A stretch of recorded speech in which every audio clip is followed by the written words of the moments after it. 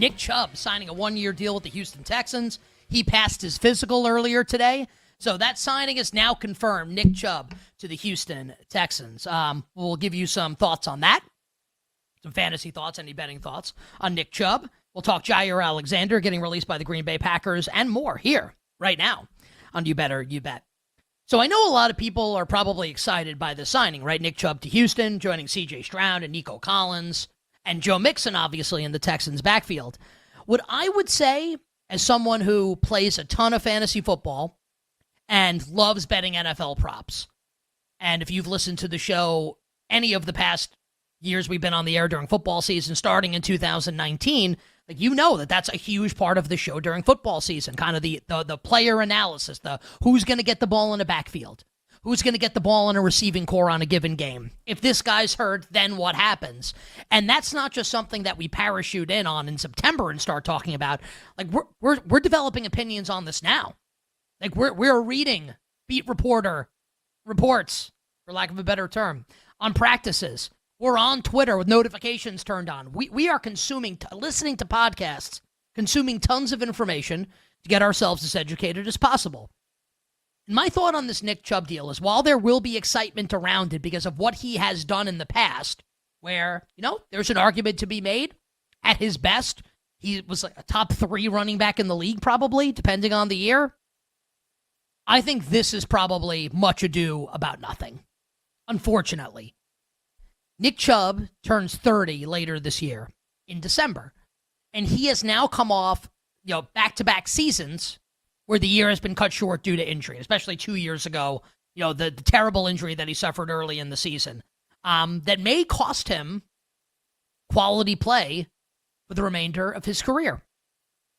When Nick Chubb came back last year for Cleveland, he averaged only 3.3 yards per carry. Now, you might say, oh, well, Cleveland's offensive line, whatever. Like, watch the games, and I don't say that derisively. He didn't even come close to passing the eyeball test. And this is, I don't have an axe to grind. I don't dislike Nick Chubb. I just call it like it is. I don't think he's got a lot left in the tank. And for Houston, I think he represents like a pretty decent roll of the dice as a backup running back. Like, is he able to kind of rediscover that form? It seems like a risk worth taking, a bet worth making if you're Houston. My best guess, though, as to what this Texans backfield looks like this year would be Joe Mixon on early downs. And I don't know how many more seasons Joe Mixon has as a true, legit workhorse running back in the league. Maybe this is the last one, but I think he's got at least one more. I think this is going to be Mixon on early downs. And my expectation would be that rookie, and this sounds like a made-up name, like someone who lived in the Dust Bowl era. Here's Woody Marks. That Woody Marks will be the pass-catching running back for Houston this year. He's much better than Dario Gunwabale. I think he's going to be better.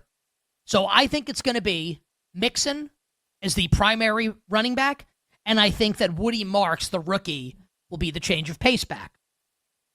Maybe Nick Chubb doesn't even make the team. We'll see. Just that if you're doing best ball drafts now, or you're gearing up for 2 months from now when we're in the heart of draft season, and this really excites you, and you think, okay, maybe C.J. Stroud rediscovers the form that he showed in his rookie year. And the 2 rookie receivers from Iowa State, Jaden Higgins and Jalen Noel, especially Higgins, both give you something, right? And maybe Christian Kirk's really good in the slot. And Schultz and I like second-year tight end Cade Stover in a remade offensive line, that maybe Nick Chubb could be something again. I would be skeptical that happens.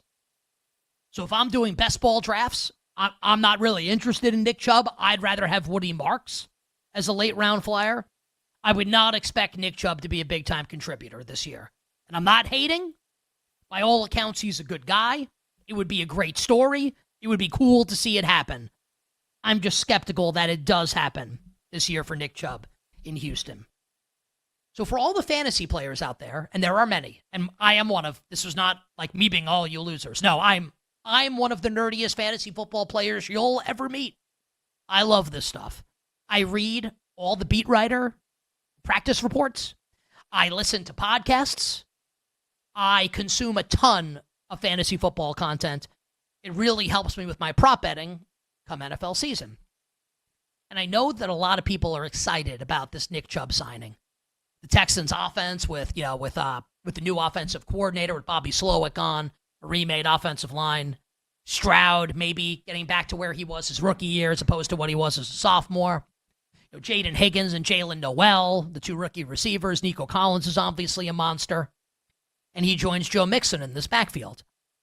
Something to remember. And I hope Nick Chubb is awesome this year. I would love the story.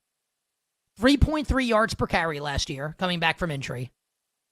The season was cut short by injury after the devastating injury he suffered 2 years ago that ended his year way early. He's going to be 30 in December. There's a real chance, he's shot as an NFL running back. I hope that's not the case. I'm not rooting for it. Just saying, right? If we're going to bet, we're going to play fantasy football. I would rather, if I'm playing fantasy football, best ball, whatever, take a shot on rookie Woody Marks. I think that backfield's going to be Mixon and Marks way more often than it is Mixon and Nick Chubb.